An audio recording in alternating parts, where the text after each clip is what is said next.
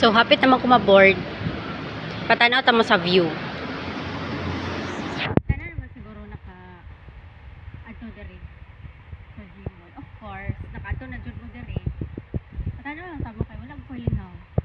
Paabot sa makasang kauban. Time is 5:51. So, nabot ko dere mga 3:35. Wala pa akong kauban. So video-video na lang ko. So, para dili po ko ma-board. So, dere, mani ang everyday view. Ay, dili po everyday. So, mana siya. Pangit magugug kamba.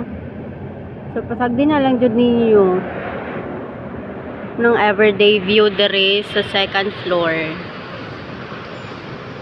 Gmall Toriel. So, malang na, share ko lang. Nindot banggod kay pag katahay, dugay mong kauban, niya. Naghulat ka. Dere, mo tanaw lang ka dere. Kaya, murag kuan siya. Basta nindot siya. Wala na, mingaw kayo. Murag ako pa jud di ay isa. Butanan ako, eh. Grabe naman, eh. Tanong kayo, ni. Dugay di kayo naabot ang kauban. Pero sige lang. Para dugay pa nung makalimpyo. Vlog na lang na ako. So, walang to siya, guys. Balik na po. Lingkod na lang po. Nag-feel lang ko na ni CCTV din. Sure. Kamusta siya?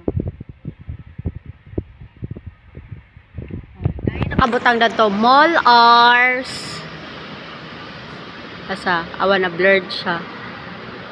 Mall hours 10 a.m. to 9 p.m. Market 8 o. So, dili pa pwede makasulod ang kanang